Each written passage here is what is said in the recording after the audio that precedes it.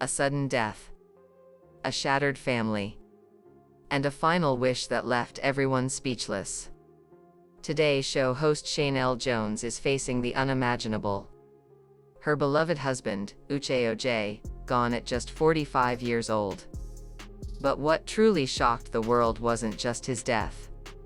It was what he left behind, a final message, a letter, and a wish that no one was prepared for.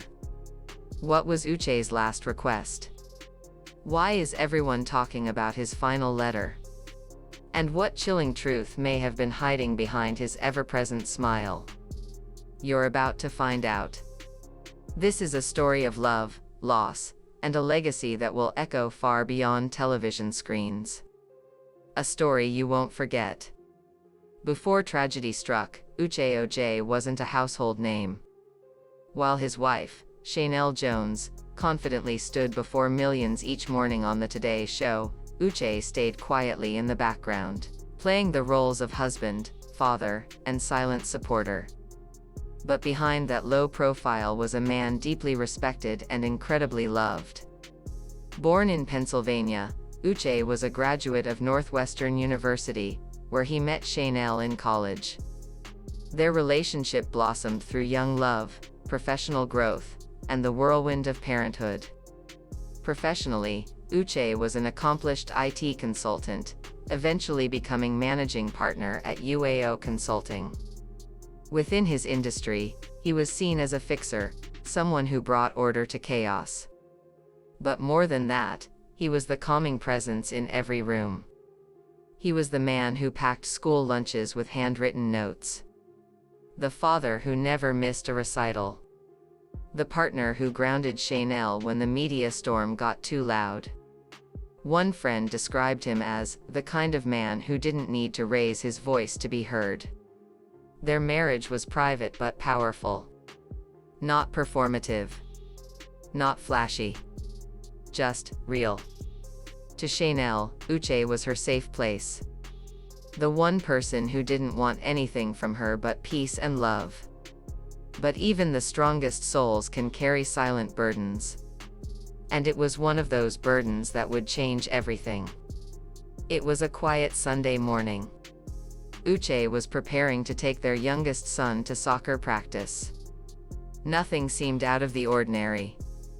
Then, suddenly, he collapsed.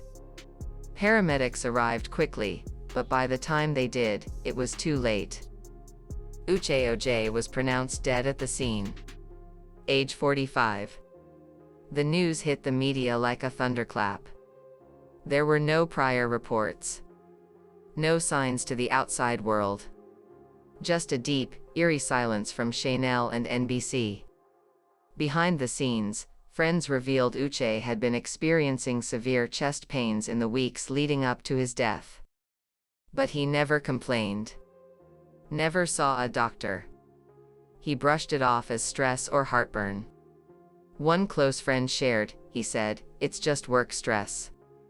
Don't tell Sheinelle, I don't want her worrying." That was just who he was.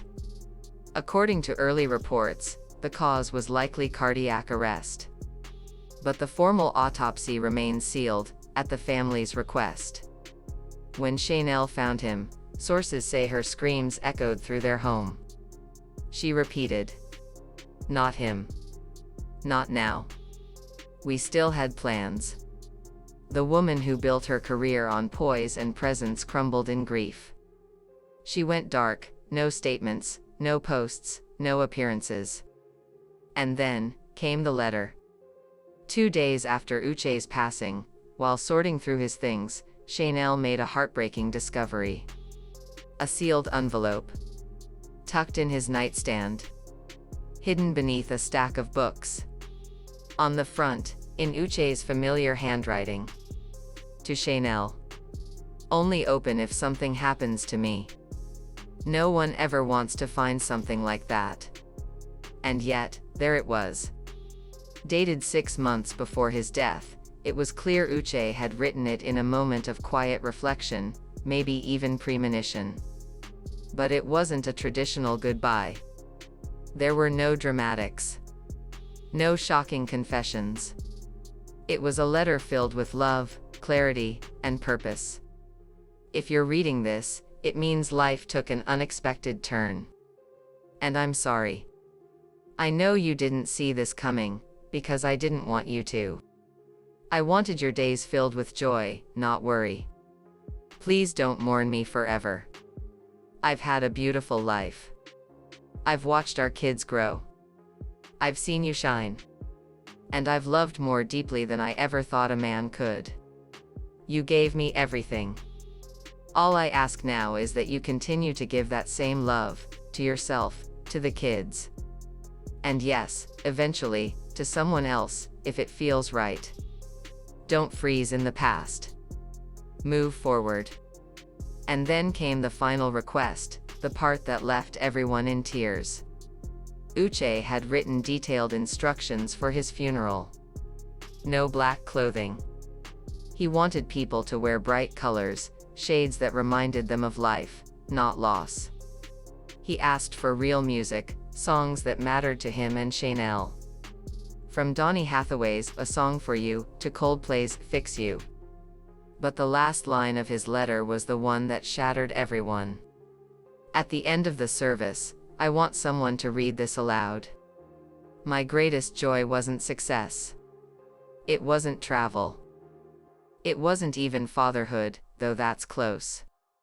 It was loving Sheinelle. That was my life's real work. And I'd do it all again. The room fell silent. NBC colleagues wept openly. Friends embraced. And Sheinelle, who had held it together for the entire service, finally broke down.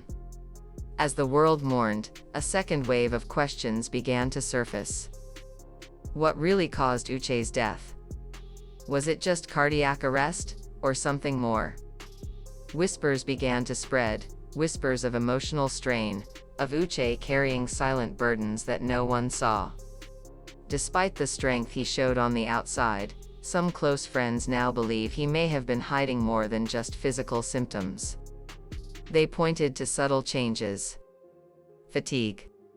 Missed family events. A withdrawn look that wasn't typical of him.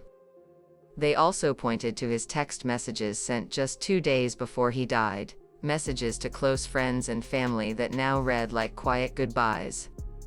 If anything ever happens to me, remind my kids I loved them more than they'll ever understand.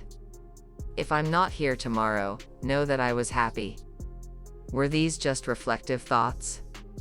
Or signs that Uche knew something was deeply wrong? Those who knew Uche best now say his choice to stay behind the scenes may not have just been a personality trait. It may have been a quiet sacrifice. He had once been ambitious in his own right. Graduating with honors from Northwestern. Dreams of launching startups. Running his own firm.